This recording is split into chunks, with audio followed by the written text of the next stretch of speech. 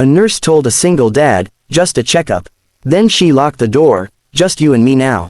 Liam Walker hated hospitals, not because of the smell of antiseptic or the cold floors, but because every visit reminded him he was raising his 8-year-old daughter, Emma, alone. His late wife, Sarah, had died in the same building years ago. Since then, he avoided hospitals unless absolutely necessary. But today, Emma had woken up coughing with a low-grade fever, and he wasn't taking any chances. They hurried into Ridgeview Medical Center, Liam constantly adjusting his daughter's jacket and brushing hair out of her eyes. Emma giggled. "Dad, I'm sick, not fragile." "You're fragile to me," he murmured, kissing the top of her head. Their names were called, and a nurse appeared at the doorway, young, gentle-eyed, with a warm smile that instantly softened the tension humming in Liam's chest. "Emma Walker?" she asked. "That's us," Liam replied. The nurse held out her hand to Emma. "I'm Nurse Olivia, let's get you checked up, sweetheart." Emma took her hand, and they walked to the examination room. Liam followed behind, admiring the ease with which the nurse comforted his daughter, cracking little jokes and making her laugh.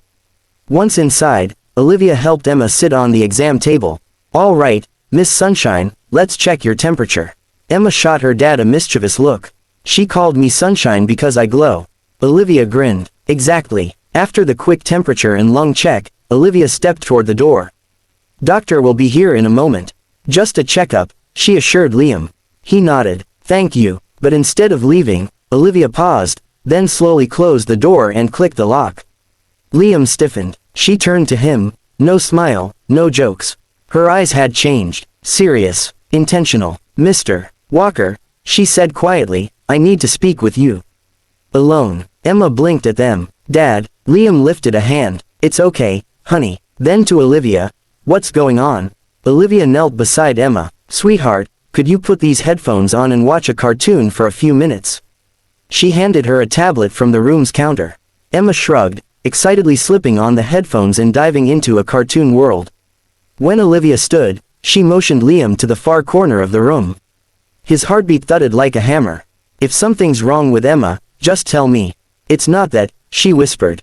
"Your daughter is going to be perfectly fine.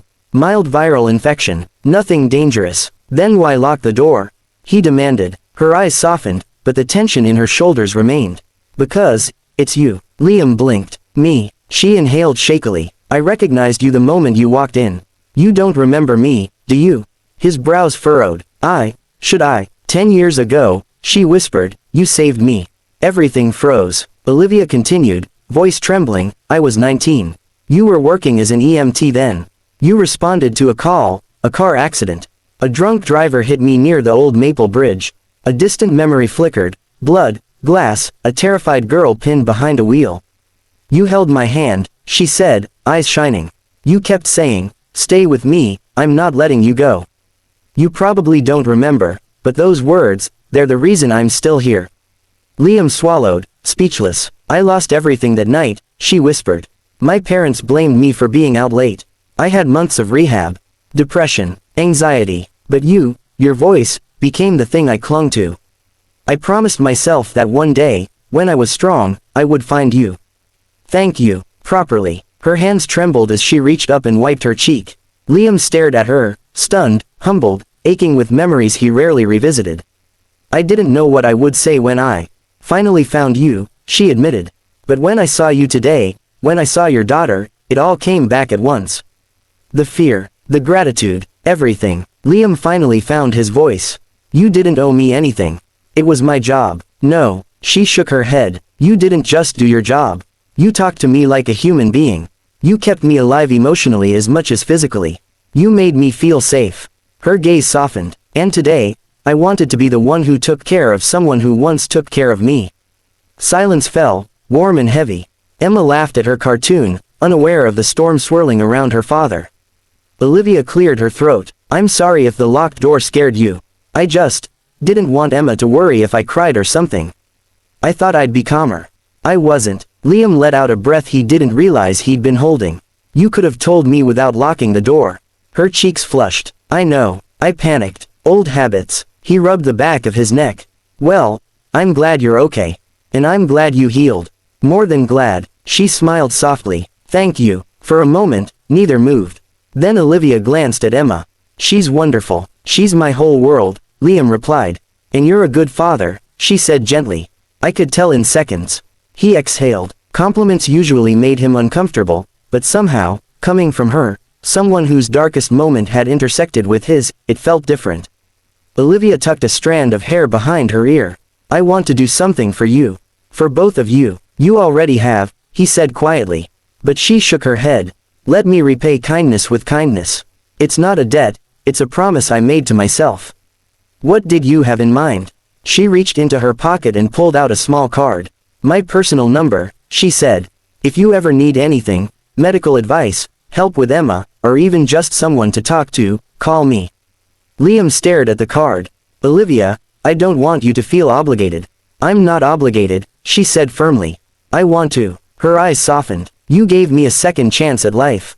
Let me give you something small in return. Support, connection, care. Their gazes met, and something warm, unexpected, but not unwelcome, passed between them. Emma suddenly yanked off her headphones.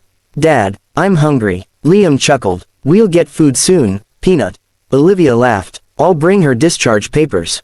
She unlocked the door and stepped out. Liam watched her leave, heart unexpectedly full. Minutes later, she returned with the papers and a lollipop for Emma. Feel better, sunshine, Olivia winked. Emma grinned. Before they left, Olivia touched Liam's arm lightly. I meant what I said. Call me anytime. Liam nodded, slipping the card into his pocket. I will. As he and Emma walked out into the sunlight, he glanced back through the sliding doors. Olivia stood there, watching them, a small, hopeful smile on her lips. And for the first time in years, something in Liam's heart shifted, softened, opened. He wasn't sure what came next. But he knew this. Their story was far from over.